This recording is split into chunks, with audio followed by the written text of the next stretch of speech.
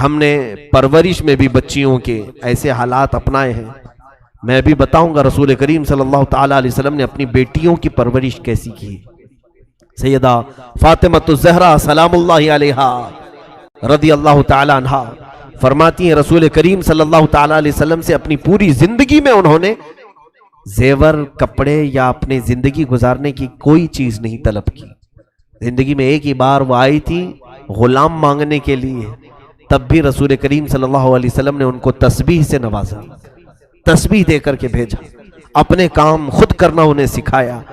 آج ہم اپنی بیٹیوں کی تربیت میں کیا کرتے ہیں؟ جب تک تمہارے گھروں میں بچیاں ہیں تم لاڑ پیار سے خوب پالتے ہو, ٹھیک ہے, اچھی بات ہے, بچیوں کے ساتھ نرم اچھی محبت, ان کے ساتھ شفقت و محبت ضرور ہونی چاہیے, لیکن امور خانہ داری اگر تم نے اسے نہیں سکھایا, میرے عزیزوں, جس گھر میں یہ بیاہ کر کے جاتی ہے اس کے شوہر کا باپ, اس کے شوہر کی ماں جتنے بھی اچھے ہوں, لیکن ساس ساس ہوتی ہے, سسر سسر ہوتا ہے, ماں اور باپ تم ہو, پھر وہاں اس کی تمام چیزوں کو دیکھا جائے گا. اگر وہ امور خانہ داری میں برابر نکلی تو وہ لوگوں کی نظر میں محبوب رہے گی, اچھی رہے گی. لیکن اکثر حالات ایسے بگڑے ہیں کہ ہم نے اپنی بچیوں کو لاڈ و پیار سے پالا, کچھ بھی نہیں سکھایا, نہ والدین کے ادب و احترام سکھائے, نہ بڑوں کے ساتھ گفتگو کرنے کے سلیقے ہم نے سکھائے, نہ لوگوں سے مل کر بات کرنے کے انداز ہم نے سکھائے. بچیاں کھیلتے کھیلتے ایسی بڑی ہو گئیں, کیونکہ باپ کی نظر میں 25 سال کی بیٹی بھی جو ہے وہ بچی ہی ہوتی ہے. ارے ہماری ابھی تو چھوٹی بچی ہے, تمہارے لیے بچی ہے لیکن دنیا کے لیے نہیں. بلکہ بچیاں جب تمہاری 5 سال کی ہو جائیں اسی وقت سے تم اس کی تربیت کی فکر کرنے لگ جاؤ, بلکہ اسلام نے اس سے قبل تربیت کا تمہیں سلیقہ دیا ہے. سیدہ کائنات فاطمۃ الزہرا رضی اللہ تعالیٰ عنہا اس وقت اپنی ماں خدیجۃ الکبریٰ رضی اللہ تعالیٰ عنہا کو کفن پہنا رہی تھی جب ان کی عمر 3 سال کی تھی. 3 سال کی عمر تھی اس وقت وہ اپنی ماں خدیجۃ الکبریٰ رضی اللہ تعالیٰ عنہا کو کفن پہنا رہی تھی. کوئی بچی یہ کام کرے گی؟ حضور پاک صلی اللہ تعالیٰ علیہ وسلم حرم کعبہ میں آئے ہیں نماز کے لیے, سجدہ کر رہے تھے, ایک ظالم وحشی درندے نے اونٹ کی گندی وہ جڑی لا کر حضور کی پیٹھ پر ڈالا. اس وقت کوئی نہیں دیکھ رہا تھا, ننھی سی یہ فاطمہ دوڑتی ہوئی آئیں جب ان کی عمر 5 سال کی تھی, 4.5-5 سال کے بیچ میں, پوری حضور کی پیٹھ مبارکہ اپنے ہاتھوں سے صاف کیا. رسول کریم صلی اللہ تعالیٰ علیہ وسلم کو کوئی بھی چیز نہ لگے, حضرت فاطمہ تو 5 سال کی عمر میں اس کا خیال کرتی تھی. عزیزان گرامی, وہ تربیت اس انداز سے ہوئی تھی کہ امور خانہ داری میں وہ پورا کمال رکھتی تھیں. اور اس کے بعد حضور صلی اللہ تعالیٰ علیہ وسلم کی یہ بیٹیاں گھروں میں کھانا بنانا خود جانتی تھیں. حضرت خدیجہ کے انتقال کے بعد گھر پورا چلانے کی ذمہ داریاں حضور کی بیٹیوں کے اوپر تھی. حضرت فاطمہ رضی اللہ تعالیٰ عنہ نے تو 5 سال کی عمر سے ہی چولہا سنبھالا تھا. 5 سال کی عمر میں, 5 سال میں تو ہماری بچیاں صرف کھیلتی ہیں. میرے عزیزوں, یقیناً تمہاری محبت اپنی جگہ پر, ان کی تربیت پر توجہ تو ہو. آپ اگر ان کو سکھانے میں کچھ سختی کرتے ہو تو یہ بچیاں بعد میں تمہیں یاد کر کے فخر کریں گی کہ ہمارے ماں باپ نے ہمیں زیور اخلاق سے نوازا ہے. اگر تم شادی میں انہیں زیور نہیں بھی دیے, اخلاق کی دولت دیا, تو پھر یہ پوری زندگی بھر اس جیسی عورت کوئی کہیں نہیں ملے گی. دنیا والے بھی دیکھ کر فخر کریں گے کہ اس کے ماں باپ نے اس کو سونا چاندی اگرچہ نہیں دیا لیکن اخلاق کا زیور دے کر کے بھیجا ہے. وہ اخلاق کے زیور پر تم توجہ کرو. بچیاں کس سے بات کرنی چاہیے, کس سے نہیں بات کرنی چاہیے, یہ سلیقے باپ سکھائے. کہاں ہمارے پاس وقت ہے. ہم اپنی بچیوں کو ٹائم کب دیتے ہیں؟ سنڈے ٹو سنڈے, باقی سب تو ہمارے جاب پر چلتے ہیں. اس وقت تو ہم کام پر چلے جاتے ہیں جب بچے سو رہے ہوتے ہیں, اور پھر جب واپس آتے ہیں تب بھی بچے کھا کر کے سو چکے ہوتے ہیں. اکثر ایسا ہوتا ہے کہ گھروں میں بچوں کے ساتھ اچھی طرح سے مل بیٹھ کر کے تربیت کا کوئی انداز ملتا بھی ہے تو وہ ہفتے میں ایک بار سنڈے آتا ہے. وہ بھی ہم نے دیکھا ہے کہ بچے اصرار کرتے ہیں کہیں پکنک پہ چلو, تو وہ بھی پکنک پہ نظر ہو گیا, کہیں گھومنے کے لیے چلے گئے. تو اسی طرح سے تو پوری جوانی آ گئی, تمہیں خبر ہی نہیں ہوتی, احساس ہی نہیں ہوتا کہ ہمارے بچے کب بڑے ہو گئے. تمہارے سامنے پلک جھپکتے یہ کھڑے ہو جاتے ہیں، جوانی کی عمر میں آ جاتے ہیں. اس لیے توجہ کریں. رسول کریم صلی اللہ تعالی علیہ وسلم کے اس گھرانے سے میں آج بات کرتا ہوں. ازواج مطہرات نے بھی صبر کا دامن تھامے رکھا. اخلاق تقوی حضور کے گھر میں ایسا تھا کہ اللہ کے حبیب صلی اللہ تعالی علیہ وسلم اپنی وفات کے وقت ساری ازواج مطہرات کو بلا رہے ہیں. جس دن حضور کی وفات ہوئی، جس دن حضور کا انتقال ہوا، ساری بیویوں کو بلایا. رسول پاک صلی اللہ تعالی علیہ وسلم نے ساری بیویوں سے پوچھا، کیا تم میں سے کسی کے پاس سونا چاندی زیور ہے؟ کسی زوجہ محترمہ نے کہا کہ ہاں یا رسول اللہ میرے پاس ہے. اللہ کے حبیب صلی اللہ علیہ وسلم نے اپنی اسی آخری حالت میں فرمایا، اگر تم چاہو تو یہ صدقہ کر دو، اگر تم یہ چاہو تو صدقہ کر دو. مشورہ دیا. ازواج مطہرات نے پوچھا، یا رسول اللہ صلی اللہ علیہ وسلم کیا آج سے سونا چاندی پہننا عورتوں کے لیے حرام ہو گیا؟ اب ہم زیور نہیں پہن سکتی؟ رسول کریم صلی اللہ علیہ وسلم نے فرمایا، نہیں، حرام نہیں ہے، زیور پہن سکتی ہیں عورتیں، لیکن اے میری بیویوں، میں یہ چاہتا ہوں کہ میں رب کے حضور حاضر ہو رہا ہوں، میں اپنے رب کی بارگاہ میں اب جا رہا ہوں، میرے جانے کا وقت آ گیا. میں یہ چاہتا ہوں کہ میں اپنے رب سے اس حال میں نہ ملاقات کروں کہ میرے گھر میں سونا چاندی پڑا ہوا ہو. میں کسی چیز کا مالک بن کر کے میرے مولا کے حضور نہیں جانا چاہتا. فقر اللہ کو پسند ہے، میں فقیر بن کر اللہ کے حضور حاضر ہونا چاہتا ہوں. رب تبارک تعالیٰ کے حضور صلی اللہ تعالیٰ علیہ وسلم نے اپنے آخری دن بھی ازواج مطہرات کو کس چیز کی تلقین فرمائی؟ یہی مال و دولت کی محبت اپنے دل میں نہ رکھو. میں عورتوں سے آج تھوڑی دیر گفتگو کروں. اگر دیکھیں آپ، عورتیں اگر پیسے تمہارے جیب سے لے کر بچا بھی لیتی ہیں، کس لیے بچاتی ہیں؟ ان کے شوق کھانے پینے کے کم ہوتے ہیں، باہر جا کر کے اڑائیں، وہ چند ہوتی ہوں گی، لیکن اکثر عورتوں کا شوق سونا خریدنا ہے، چاندی خریدنا ہے. اور یہ کوڑی کوڑی جمع کر کے خرید بھی لیتی ہے. یا تو کسی کا شوہر اس کو فورس کر کے، یا ماں باپ کو فورس کر کے سونا چاندی جمع کرو. پہنو میری بچیوں، پہنو، زیور تمہارے لیے اللہ نے بنائے، زینت تمہارے لیے ہے، لیکن تمہاری کل زندگی زیور کے لیے نہیں ہے. تمہارا اصلی زیور تو تمہاری حیا ہے، تمہارے اخلاق تمہاری اصلی زیور ہے. یہ جو ہار ہے، یہ جو کانوں کی بالیاں ہیں، یہ چوڑیاں ہیں، یہ اگر ٹوٹ بھی گئی پھر دوبارہ کسی سونار کے پاس جاؤ بنا لو، یا پیسے مل جائیں تو پھر خرید لو. سونا چاندی آتے جاتے رہتے. ایک بار اگر تمہاری عزت کے زیور پر داغ لگ گیا، کوئی سونار اس کو ٹھیک کر کے نہیں دے گا. پھر کوئی بازار میں وہ حیا کا زیور نہیں ملے گا، جس حیا کے زیور کو آج یہ بازاروں میں بیچتے پھر رہی ہیں. بچیاں ہماری بہت ساری نا سمجھ ہیں، وہ دنیا کے اس بہاؤ میں بہ جاتی ہیں. جب دنیا یہ کہہ رہی ہے دوپٹے نکالو، اپنے بالوں کو لہراؤ، دکھاؤ لوگوں کو تم دکھانے والی چیز ہو. ان ظالموں نے تمہیں ننگا کرنے کی ٹھان لی ہے. آؤ میرے مصطفیٰ کریم صلی اللہ علیہ وسلم کی بارگاہ میں. تمہاری عزت اور تمہاری وقار کو اتنا بڑھایا ہے. اے میرے عزیزو، آج بھی ہم اپنی بچیوں کو، بیویوں کو، بہنوں کو کیا کالا نقاب نہیں پہناتے؟ وہی غلاف ڈالتے ہیں جس طرح کعبے پر کالا غلاف ڈالا گیا. عظمت والی چیزوں پر ہم پردہ ڈال کر رکھتے ہیں، عظمت والی چیزوں پر ہم غلاف ڈال کر کے رکھتے ہیں. ان عورتوں کو ہم نے مقدس سمجھا ہے، اس لیے اوڑھا کر کے رکھتے ہیں. یہ نہیں کہ ہم انہیں باندھ کر کے پابند کر کے رکھ رہے ہیں. تمہاری عزت، کیونکہ آج درندے ایسے ہیں کہ کوے کے سامنے گوشت رکھو اور پھر یہ کہو کوے کو شریف بننا چاہیے، وہ کیسے شریف بنے گا؟ آج یہی کہہ رہے ہیں نا. جب بھی ہم لباس کے بارے میں بات کرتے ہیں، کچھ ٹی وی کے اینکرز آ کر کے چلاتی ہیں کٹ لباس میں. آپ صرف لڑکیوں کو بولو، عورتوں کو بولو، مردوں کو کیوں نہیں کہتے کہ اپنی نگاہیں نیچے رکھیں؟ میرے عزیزو، قرآن تو بہت پہلے ہی فرمایا ہے کہ مردوں کو نگاہیں نیچی رکھیں. ساتھ میں تمہیں بھی کہا ہے کہ تم اپنی ساری چیزیں ڈھانک کر کے رکھو، اس لیے کہ نگاہیں نیچی شریف آدمی رکھے گا، اور شریر آدمی اور بدماش تو اپنی آنکھیں صرف اسی لیے پھیلاتا رہے گا کہ اسے کہاں چھیتڑے ملیں گے، کہاں اس کو غلاظت ملے گی. اور تم کووں کو اگر کہہ دو کہ شریف بن کر کے رہو، ہم گوشت اوپر کھلا رکھے ہوئے، کتنے کوے شریف نکلیں گے؟ کسی سے اگر تمہاری برادری ہو، تعلق ہو، تو وہ کوا ہو سکتا ہے گوشت چھوڑ کے چلا جائے، ورنہ تو کوے کے اندر ہرس ہے، لالچ ہے، وہ ٹھوک مارے گا، گوشت اٹھا لے جائے گا۔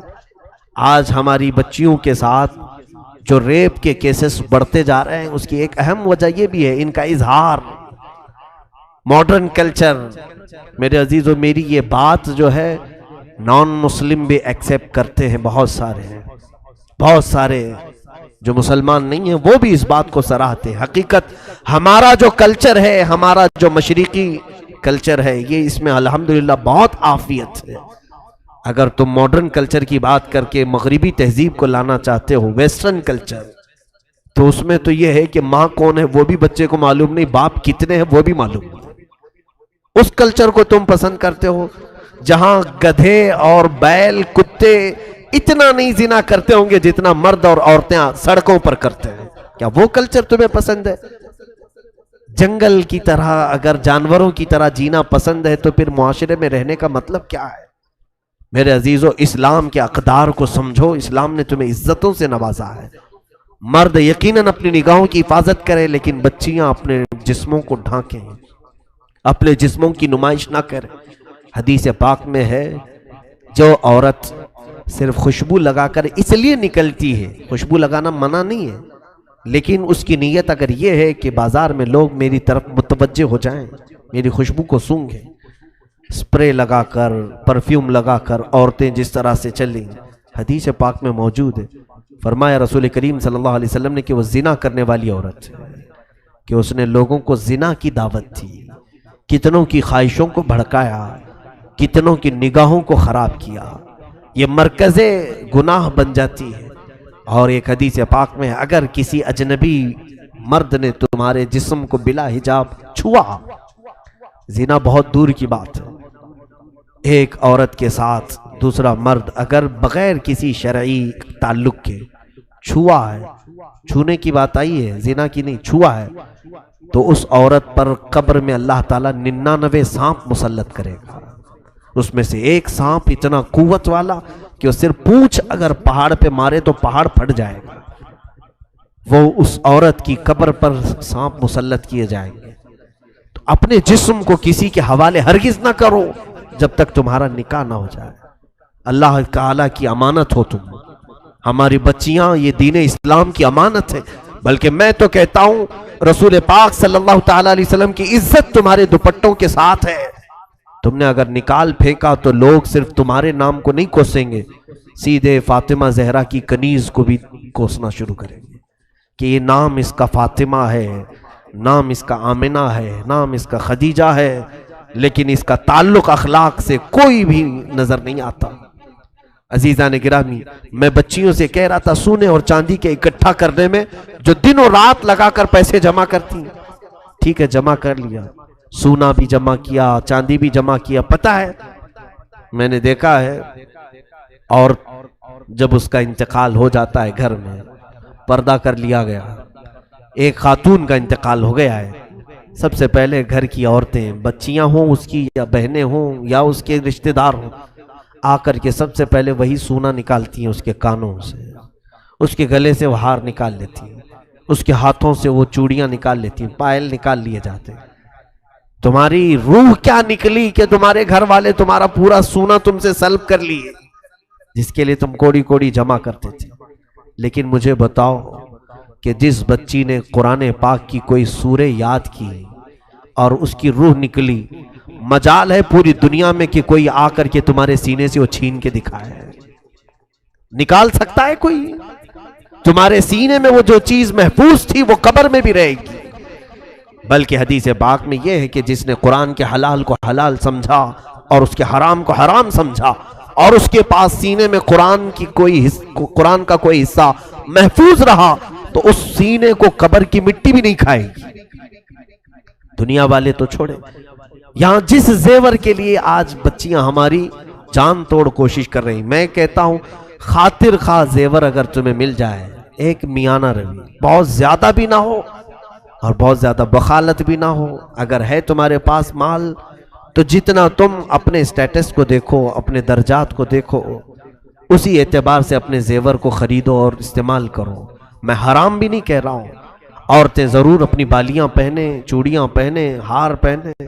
ہم تو عورتوں کو زینت کے لیے یہ تمام چیزیں دلا بھی سکتے ہیں، لیکن درمیانی راستہ اختیار کریں. اس میں اتنا بھی زیادہ نہ ہو کہ کوئی غریب بچی دیکھ کر کے للچانے لگ جائے، کاش میرے پاس مال ہوتا میں بھی ایک بڑا ہار لے لیتی.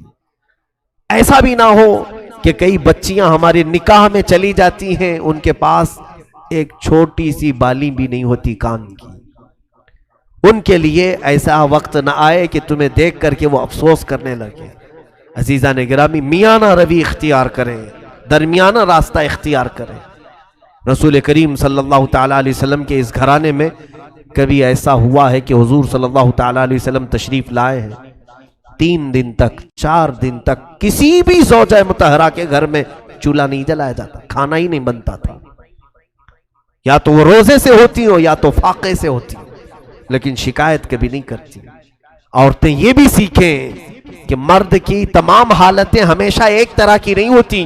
آج جب تمہارا نکاح ہوا تھا، تمہارا شوہر نوکری پر تھا، بزنس کرتا تھا، اچانک مندی آ گئی یا پھر اس کی نوکری چھوٹ گئی، تو کیا عورتیں اس مرد کو چھوڑ دیں گی؟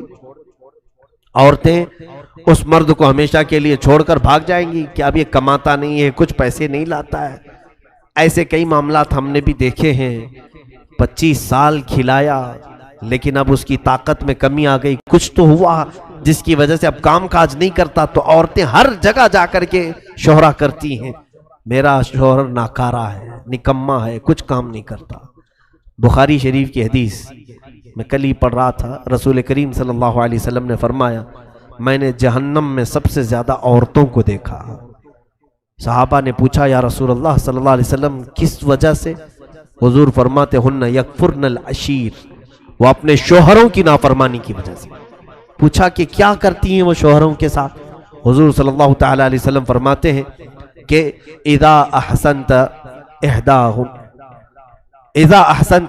احداہن الی احداہن الدہر، یعنی جب تم ان میں سے کسی ایک کے ساتھ پورا زمانہ بھر احسان کرو، زندگی بھر تم اس کے ساتھ احسان کرو، پھر جب تم میں سے ایک چیز اگر اس کو نہیں ملی تو کہتی ہے کہ میں نے تیرے ساتھ کبھی بھلائی دیکھی نہیں، تو نے کبھی کچھ اچھا کام کیا ہی نہیں میرے ساتھ.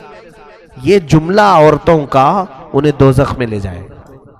حضور صلی اللہ علیہ وسلم فرماتے ہیں ان کا یہ کہنا کہ تو نے میرے ساتھ کبھی بھلا کیا ہی نہیں، وہ دوزخ میں. ایسی کتنی عورتوں کو دیکھیں آپ، وہ یہی کہتے ہیں کبھی اس نے میرے ساتھ اچھا نہیں کیا، جبکہ کھلا رہا ہے وہ تمہیں، جبکہ وہ کپڑے تمہیں پہنا رہا ہے، تمہارے بچوں کی پرورش کر رہا ہے.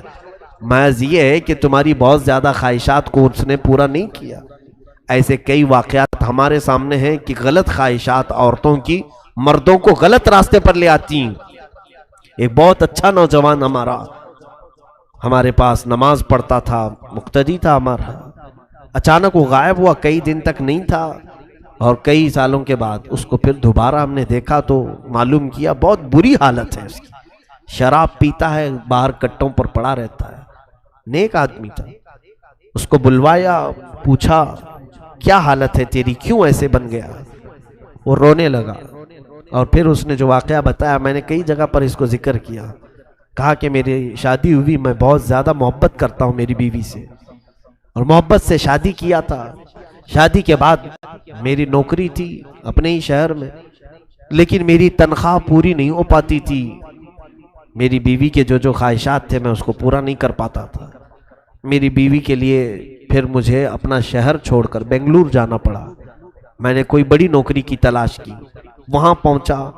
وہاں پہنچ کر کے جب میں کمانے لگا، تھوڑی زیادہ پیسے ملے اور بھیجتا تھا، لیکن گھر میں مہینہ ہونے سے پہلے ہی وہ سارے پیسے خرچ ہو جاتے ہیں. پھر اخراجات کے لیے میری بیوی مجھے پتہ نہیں کیسے کیسے تانے مارتی. تو پھر ایسا ہوا کہ میں قرض لینا شروع کیا، قرض میں بھی ڈوبا. ٹینشن اتنا بڑھ گیا، گھر پیسے بھیجنے کا اور ادھر قرض خواہوں کا. اس اثنا میں سگریٹ پینے لگا.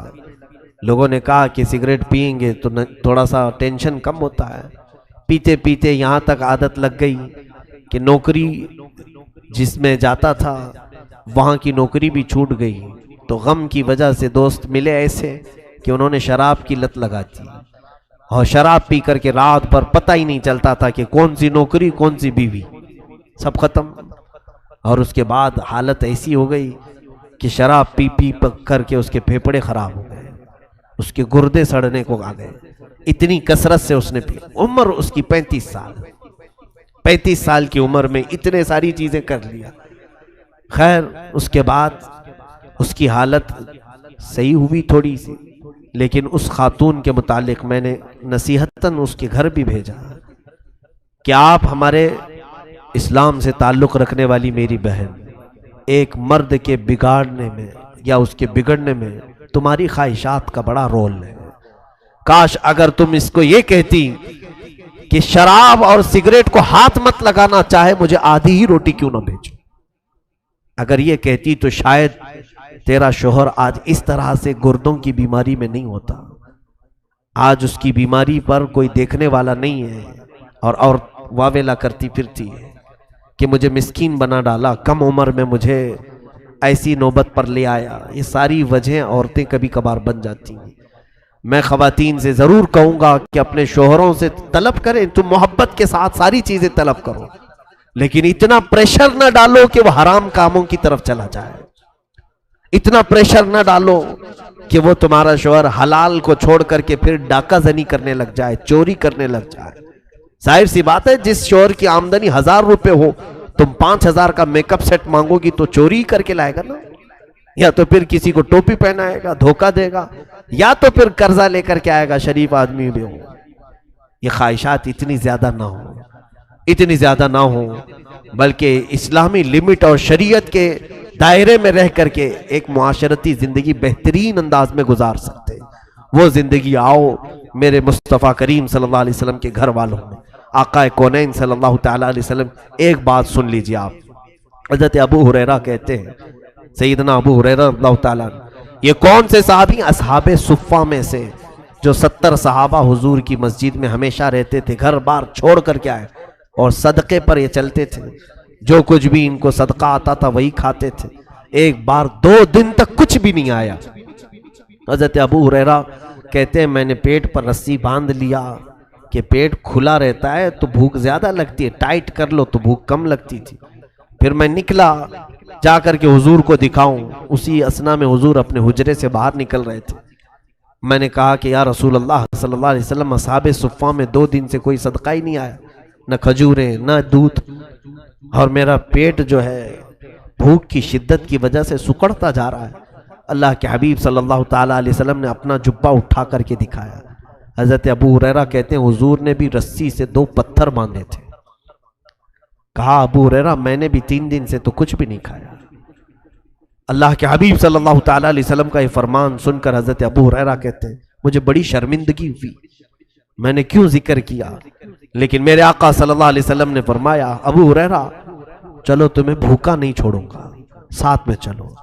نکلے، دوپہر کا وقت تھا، دیکھا باہر مسجد نبوی کے حضرت ابو بکر اور حضرت عمر بھی آئے ہوئے تھے۔ حضور نے ان سے پوچھا کہ کیسے باہر آنا ہوا؟ وہ دونوں بھی اپنا پیٹ پکڑ کر کہہ رہے تھے یا رسول اللہ بھوک نے ہمیں باہر لایا۔ حضرت ابو بکر تو یہ کہہ رہے تھے بھوک شدت کی لگی ہے تو اس وقت باہر کیوں آئے؟ کہا چہرے رسول دیکھتے ہیں تو بھوک ختم ہوتی ہے۔ رسول کریم صلی اللہ تعالیٰ علیہ وسلم کے چہرے پاک کو دیکھ کر بھوک کو کم کرنا، یہ وہ صحابہ جو پوری دنیا پر حکمرانی کر چکے، یعنی عدل و انصاف کے اعتبار سے یہ صحابہ فاقہ میں رہتے تھے، اور حضور صلی اللہ علیہ وسلم نے ان تینوں کو لے کر ایک جگہ کی طرف کا قصد فرمایا اور حضور سیدھے حضرت ابو ایوب انصاری کے مکان پر آئے۔ یہ میزبان رسول ہیں، جس وقت میرے آقا مدینے میں اترے تھے تب بھی پہلے ان کے ہی گھر پہ اترے۔ حضور صلی اللہ تعالیٰ علیہ وسلم ان کے گھر پر سیدھے اندر آئے، کہا ابو ایوب ہیں؟ ان کی بیوی نے کہا باہر گئے ہیں کام پر۔ کہا گھر میں کچھ کھانا ہے؟ ان کی بیوی کہنے لگی ابھی تو کچھ بنا نہیں۔ اسی اثنا میں انہوں نے بلوایا اپنے شوہر کو، حضرت ابو ایوب بھاگتے ہوئے آئے، کہا دوپہر کے وقت رسول خدا صلی اللہ علیہ وسلم کا میرے گھر پر آنا، اور انہوں نے اپنی بیوی سے کہا 6 مہینے کی بکری کا ایک بچہ ہے، جلدی ذبح کرو اور اسے کھلا دیتے ہیں۔ انہوں نے بکری کو ذبح کیا، رسول کریم صلی اللہ تعالیٰ علیہ وسلم کے لیے سالن بنا. کتنے لوگ تھے؟ ابو بکر، عمر، حضرت ابو ہریرہ رضی اللہ تعالیٰ عنہ. حضور صلی اللہ تعالیٰ علیہ وسلم دسترخوان پر بیٹھے ہیں، سالن بنا. حضرت ابو ہریرہ فرماتے ہیں اس گوشت کے سالن کی خوشبو آدھی بھوک ختم کر چکی تھی. حضرت ابو ایوب نے جب وہ سالن پیش کیا دسترخوان پر، سنیے میرے عزیز ہو، اللہ کے حبیب صلی اللہ علیہ وسلم فرماتے ہیں ابو ایوب ایک اور برتن ہو، ایک اور کھٹوری ہو تو لے آؤ. وہ لے آئے. سالن کو حضور نے آدھا آدھا کیا اور کہا جاؤ میری بیٹی فاطمہ کے گھر پہنچاؤ، 8 دن سے وہ فاقے میں ہے. فاطمہ کا 9واں دن ہے آج فاقے کا. حضور پاک صلی اللہ تعالیٰ علیہ وسلم کی لخت جگر سیدہ کائنات، لیکن انہوں نے احساس تک نہیں ہونے دیا. حضرت ابو ہریرہ کہتے ہیں اصحاب صفہ کا جو چبوترا تھا کہاں ہے جانتے؟ حضرت فاطمہ کے گھر سے لگ کر کے تھا، جہاں یہ اصحاب صفہ بیٹھتے ہیں بی بی فاطمہ کے گھر سے لگ کر کے تھا.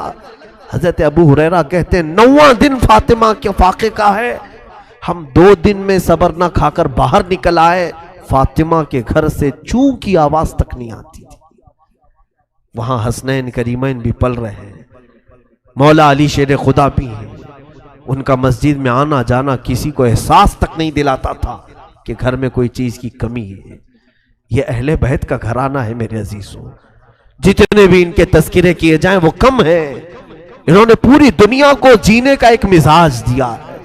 آج سب سے زیادہ اگر ہم اپنے اندر کی خرابیاں ختم کر سکتے ہیں تو 2 چیزیں، قناعت اختیار کرو، جتنا ملے اس پر صبر، اس کو قناعت کہتے ہیں. آج رب تبارک و تعالیٰ نے مجھے جو دیا ہے یہ بہت ہے، کافی ہے. یہ ایک بار کہہ کر کے تو دیکھو، مولا تعالیٰ بے انتہا پھر تمہیں نوازتا ہی رہے گا. ہر بندہ یہ کیا کہتا ہے، ابھی بس نہیں ہوا. ارے اتنے سے تھوڑی نہ چلتا ہے. ایک نوکری کرنے والا پھر آ کر کے کہتا ہے حضرت اور ایک نوکری کرنا چاہتا ہوں خالی ٹائم میں. کہا اتنے سے کافی نہیں ہو رہا ہے. کہاں اتنے سے ہو پائے گا، ممبئی کی مہنگائی ہے، جبکہ کھانا پانی ساری چیزیں چل رہی ہیں. قناعت کرنا کا اگر تمہارے اندر مزاج پیدا ہو گیا تو یہی تمہارے اسی انکم کو اللہ تعالیٰ اتنی بڑی بنائے گا کہ تم اپنا گھر چلا کر کے بھی کئی لوگوں کو قرضے دیتے رہو گے. برکت اس کا نام ہے، برکت کثرت کا نام نہیں. آپ اگر یہ سوچ کر کے بیٹھے ہوئے کہ اگر آپ کی تنخواہ آج 25,000 ہے اور پڑوسی کی تنخواہ 1 لاکھ ہے تو یہ مت کہنا کیا برکت ہے اس کے گھر. برکت نہیں، اس کے گھر میں کثرت ہے. کثرت یعنی بہت زیادہ ہے. زیادہ ہونے کو برکت نہیں کہتے. اگر تم 25,000 میں کھا پی کر کے کسی کے محتاج نہیں تو اس 1 لاکھ سے تمہارے 25 بہتر ہے، تمہارے پاس برکت ہے. تو یہ چیز اللہ کی بارگاہ میں طلب کرو کہ مولا جتنا تو عطا کرے اس پر مجھے صبر عطا کر. یا عورتیں بھی، مرد بھی، بچے بھی. بچوں کی تربیت میں ایک خاص عنصر یہ جو ہمارا ہوتا ہے، یہ ضروری نہیں کہ تمہارے بچے جو بھی طلب کریں فوراً اس کو حاضر کر دو. یہ ہم لوگ چاہتے ہیں نا. کچھ لوگ تو کہتے ہیں ہماری کمائی آخر ہے کس کے لیے، انہی کے لیے تو ہے، جو مانگے وہ لا کر کے دے دو، جو طلب کرے وہ لا کر کے دے دو. یہ بری خصلت بچوں میں ہم نے ڈالی. اس کے بعد ہوتا یہ ہے کہ باپ سے تو مانگ سکتے ہیں لیکن پھر بعد میں دوسروں سے جب یہ وہی چیز مانگنے لگ جاتے ہیں ان کے منہ بگڑ جاتے ہیں. کیسی عورت ہے یہ کہ صرف مانگتی رہتی ہے، منہ کھلتا ہی رہتا ہے. کیوں؟ اس کا قصور کیا ہے؟ آج وہ شوہر سے جو مانگ رہی ہے اس کی عادت اس کے باپ نے ڈال کر رکھی تھی. وہ بار بار پوچھتی تھی، باپ ہر چیز لا کر کے دے دیتا تھا. کبھی کبھار بچیوں کو یہ بھی صبر سکھائیں. جیسے رسول کریم صلی اللہ علیہ وسلم چاہتے تو اپنی بیٹی کو 1 نہیں 10 خادم دے سکتے تھے. میری فاطمہ عیش سے زندگی گزارے. بدر کے قیدی غلام بنا کر کے دیے جا رہے تھے، حضرت فاطمہ کو حضور 10 غلام دے سکتے. اور صحابہ کو اعتراض کیا ہوتا؟ جنتی خواتین کی سردار کے گھر میں اگر 10 خادم کام کر رہے ہیں، فخر سے کام کر سکتے تھے.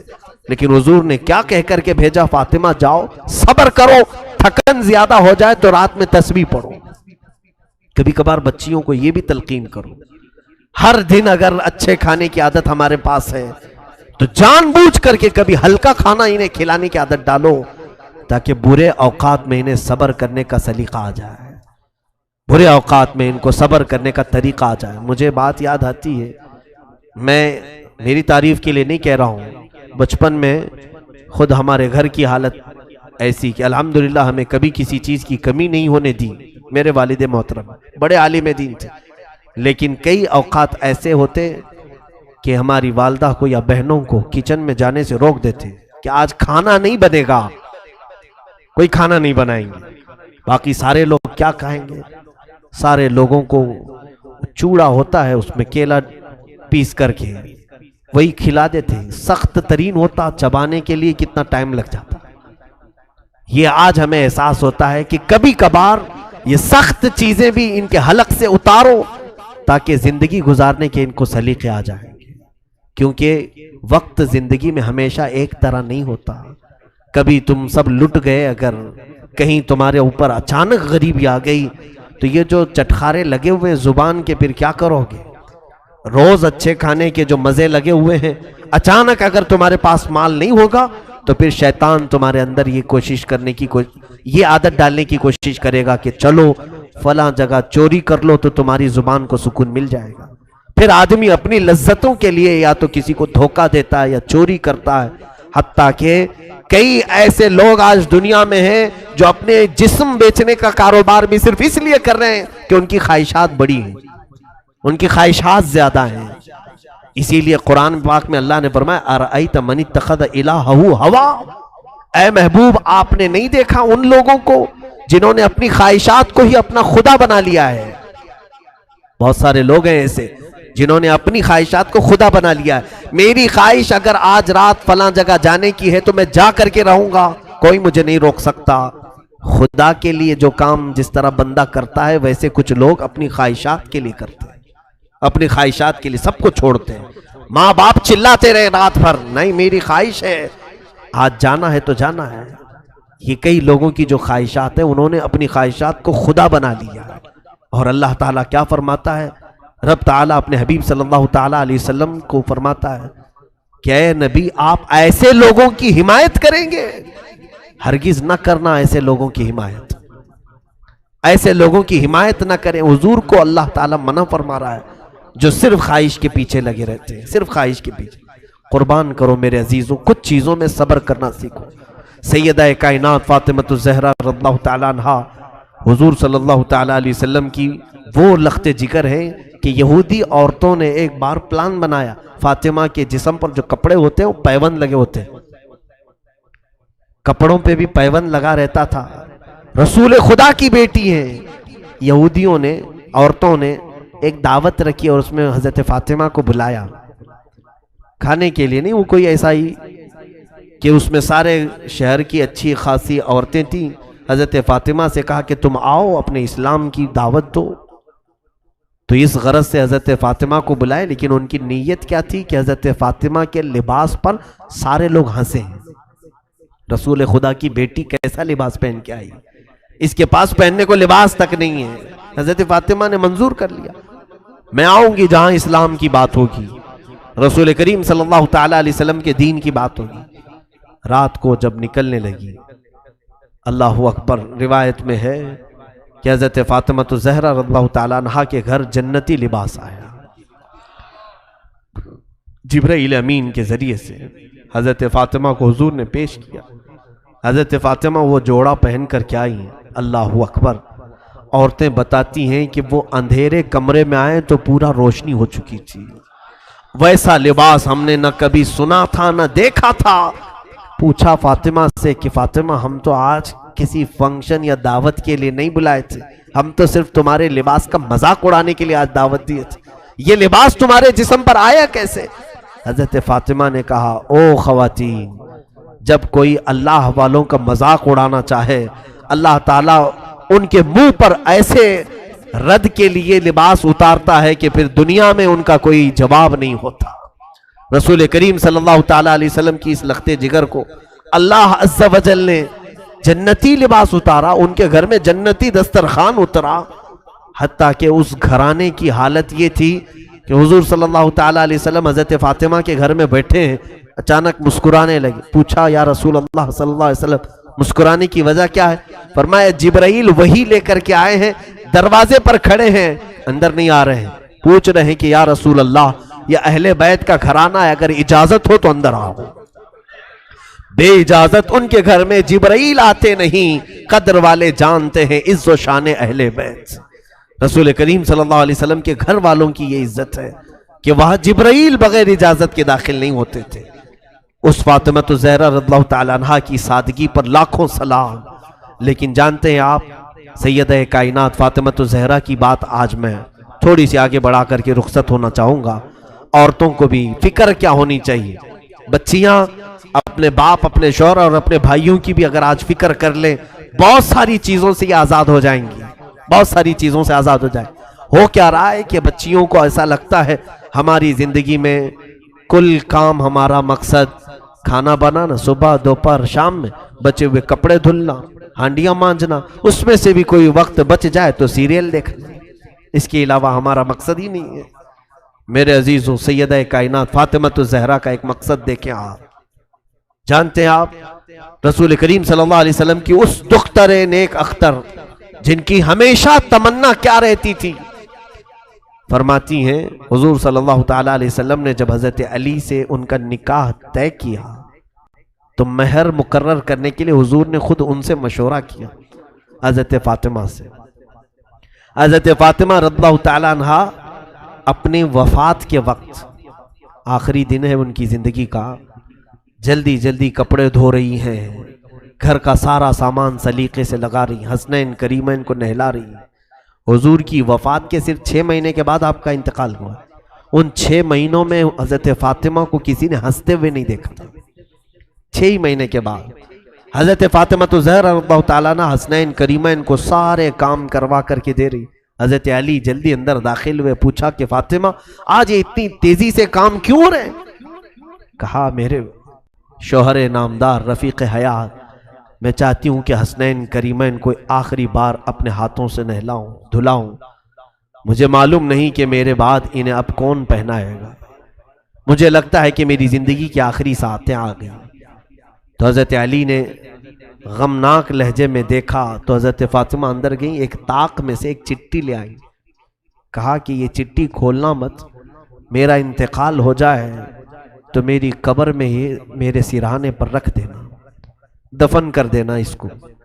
مولا علی شیر خدا رضی اللہ تعالیٰ عنہ اپنی اس رفیق حیات سے ہمیشہ راضی رہے، ہمیشہ راضی رہے۔ حضرت فاطمہ سے کہتے فاطمہ کیا یہ راز مجھے بھی نہیں بتاؤ، اس چٹی میں کیا ہے، کیا لکھا ہوا ہے؟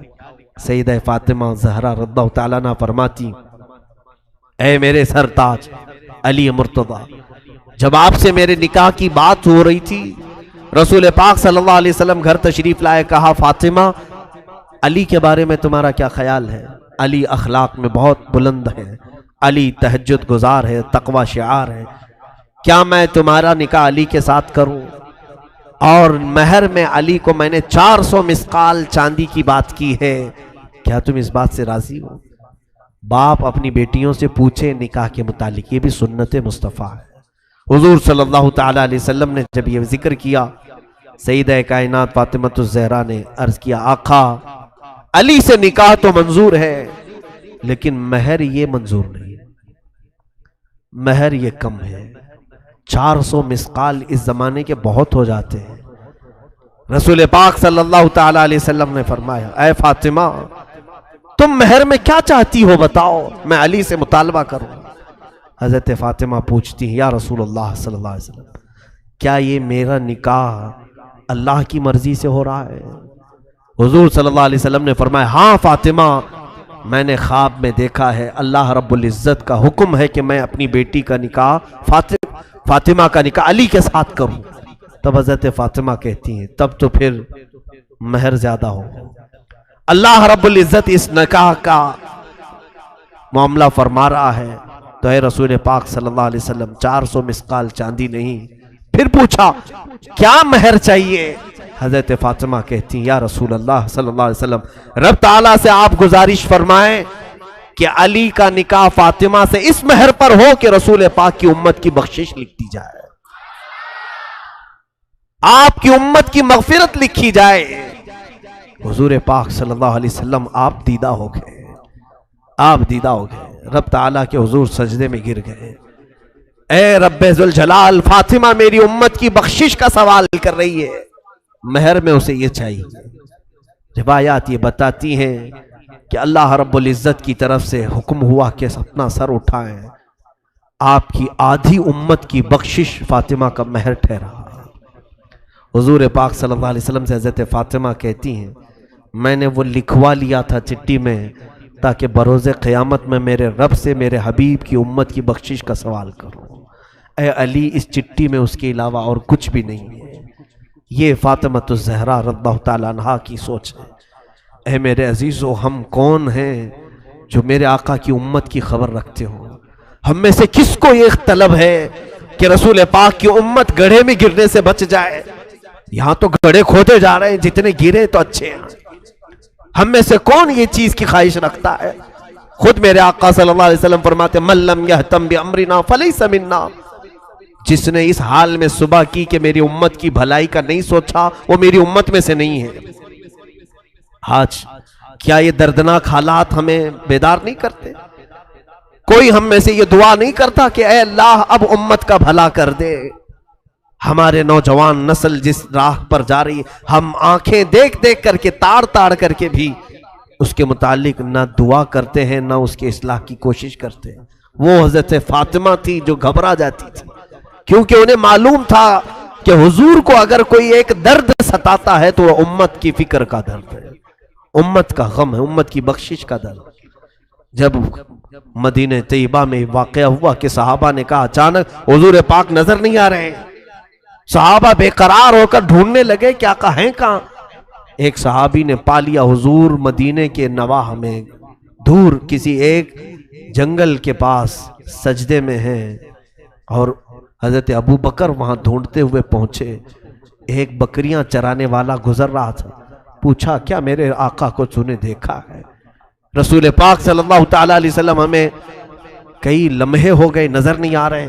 اس چرواہے نے کہا میں نہیں جانتا تمہارا نبی کون ہے، تمہارا آقا کون ہے، ہاں البتہ اس پہاڑ کے پیچھے کوئی ایک آدمی اتنا رو رہا ہے کہ اس کے رونے کی آواز سے میری بکریوں نے کھانا چھوڑ دیا ہے، چارہ چھوڑ دیا ہے۔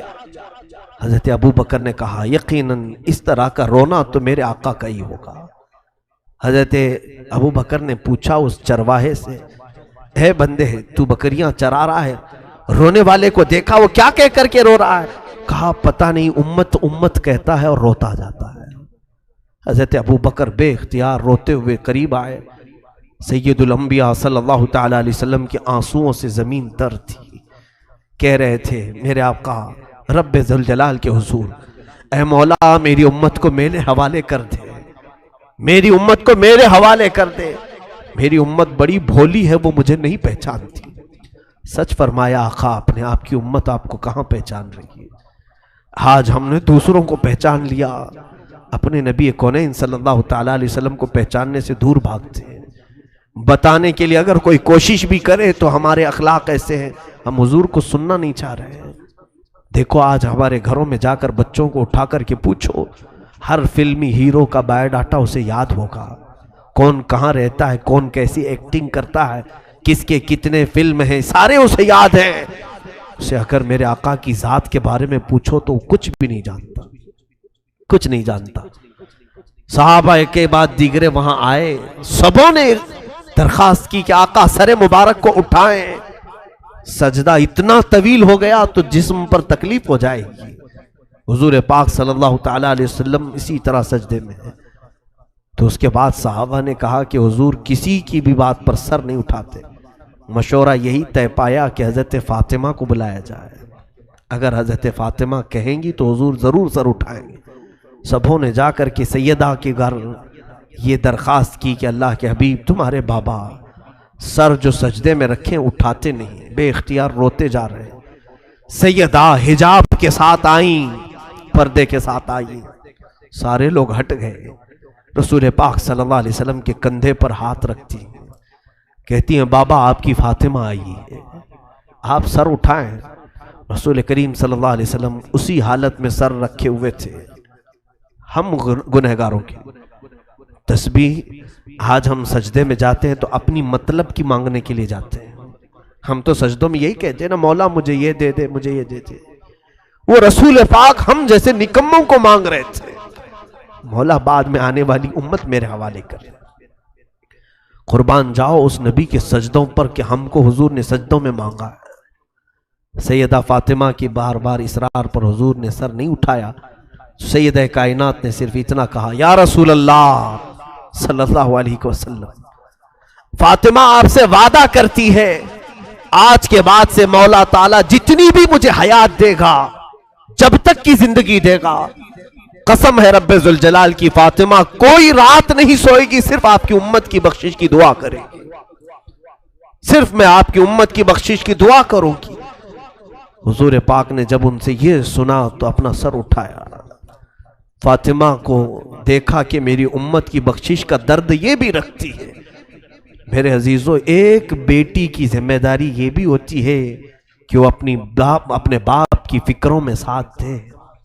باپ جس طرح کی فکر میں ہے اسی فکر میں وہ لگے. رسول کریم صلی اللہ تعالیٰ علیہ وسلم کی اس لخت جگر نے امت کا بوجھ اپنے اوپر اٹھایا. اور پھر روایات یہ بتاتی ہیں رات کے بعد وہ خود سجدے میں جاتی تھیں تو ادھر بلال حبشی کی اذان ہو جاتی تھی فجر کی، تب تک وہ سجدے میں رہتی تھی. ایسی محویت کا عالم ہوتا تھا کہ وہ کہتی تھی سر اٹھا کر کے کہ راتیں بہت چھوٹی ہیں، میرا پورا سجدہ نہیں ہو پاتا. اس سیدہ کائنات فاطمہ الزہرا، لاکھوں سلام ہو، لاکھوں کروڑوں درود ہو ان کی تربت انور پر. زندگی گزارنے کے ہزار سلیقے ہمارے گھروں کو دیے ہیں. اور یاد رکھو، آج میری بہنوں اور بچیوں سے ضرور کہوں گا، جتنا کربلا تم سنو گی سب فاطمہ کی گود سے نکلے ہوئے شہزادوں کا ہی کربلا ہے. پوری دنیا کو اگر کسی نے حسن دیا ہے تو زہرا نے دیا. پوری دنیا کو امامت کا بادشاہ حسین اگر دیا ہے تو فاطمہ نے دیا ہے. پیر سے اپنے جھولا جھولاتی تھی، ہاتھ سے روٹیاں بناتی تھی، ہاتھ سے روٹیاں بناتے پیر سے جھولا جھولاتی. اس جھولا جھولانے کے وقت بھی کئی آیتیں ہیں پڑھتی رہتی تھی. طٰہٰ ما انزلنا علیک القرآن لتشقیٰ، کبھی یاسین والقرآن الحکیم. یہ قرآن کی صورتیں تلاوت ہو رہی ہیں، حسنین کریمین کو جھولے جھلائے جا رہے ہیں. یہاں تو ہم گانے فلاں فلاں چیزیں گا کر کے بچوں کو سلانے کی عادت ڈالتے ہیں. حسنین کریمین نے تو اپنی ماں سے قرآن کی لوریاں سنی ہیں. رسول کریم صلی اللہ تعالیٰ علیہ وسلم کا یہ گھرانہ جو پورے دین اسلام کو بچانے کا ضامن ہے. دیکھیں آپ حضور جب نجران کے عیسائیوں کے ساتھ مقابلے کے لیے بھی چلے تھے تو انہی گھر والوں کو لے کر چلے تھے. میں کل اہل بیت کے ذکر میں عرض کروں گا، سیدہ ظاہرہ طیبہ طاہرہ جان احمد کی راحت پہ لاکھوں سلام. یہ دنیا سے گئی بھی ہے تو اس شان سے گئی ہے. حضرت علی سے وصیت کیا تھا کہ اے علی میری موت ہو جائے تو زیادہ شہرا مت کرنا. میں نے اپنے پردے کی بڑی پابندی کی ہے، رات کے وقت جنازہ نکالو تاکہ جنازے پر بھی کسی غیر مرد کی نظر نہ پڑے. کل ملا کر روایات صحیحہ یہ بتاتی ہیں کہ آپ کے جنازے میں اور آپ کے قبر کے دفن میں 8 لوگ تھے، وہ صرف خاندان والے تھے. حضرت علی، حسن، حسین رضی اللہ تعالیٰ عنہ، حضرت عباس رضی اللہ تعالیٰ عنہ اور دیگر کچھ صاحب جو اہل بیت میں سے تھے. یہی لوگ رہے. سیدہ فاطمہ الزہرا رضی اللہ تعالیٰ عنہا کو رات کے وقت دفن کیا گیا. اب آخری حدیث سن لو میرے آقا صلی اللہ علیہ وسلم. قربان جاؤ میری بچیوں، آج اگر تم یہ کوشش کر لو کہ کل میں فاطمہ زہرا کی چادر کے سائے تلے قیامت میں اٹھائی جاؤں، اتنی بھی اگر تمہاری خواہش ہو تو مبارک ہو تمہیں. حدیث سن لو مجھ سے. میرے آقا صلی اللہ علیہ وسلم نے فرمایا قیامت کا منظر ہوگا، اہل محشر اپنے حساب کتاب میں مصروف ہوں گے، سب کا حساب کتاب چل رہا ہوگا. تپتی ہوئی گرمی، وہ تانبے پیتل کی زمین، لوگوں میں نفسا نفسی کا عالم. اچانک ایک منادی، ایک فرشتہ اعلان کرے گا یا اہل محشر غضوا ابصارکم فإن فاطمہ بنت محمد تمر الی الجنہ. اے محشر کے میدان میں کھڑے ہونے والے لوگوں، سب اپنی نگاہیں نیچی کر لو، اس لیے کہ محمد عربی صلی اللہ علیہ وسلم کی بیٹی فاطمہ جنت کی طرف جا رہی ہے. 70,000 عورتوں کے جھرمٹ میں حضرت فاطمہ جنت میں جا رہی ہوں گی. قیامت کے دن بھی حکم ہوگا کہ نگاہیں نیچی کرو، نگاہیں نیچی کرو. شان والی فاطمہ جا رہی ہے، رسول پاک کی گھر والی جا رہی ہے. میرے عزیزوں، آج بچیوں کو یہ واقعات سنائیں، اپنی بہنوں کو یہ سیرتیں سنائیں، تاکہ ان کے اندر عفت، حیا اور جذبہ حجاب پیدا ہو۔ بے حیا عورتوں کے قصے سناؤ گے تو بے حیا بنیں گی، گندے سیریل اور گندے فلموں کو دکھاؤ گے تو ویسے ہی بننے کی عادتیں آئیں گی۔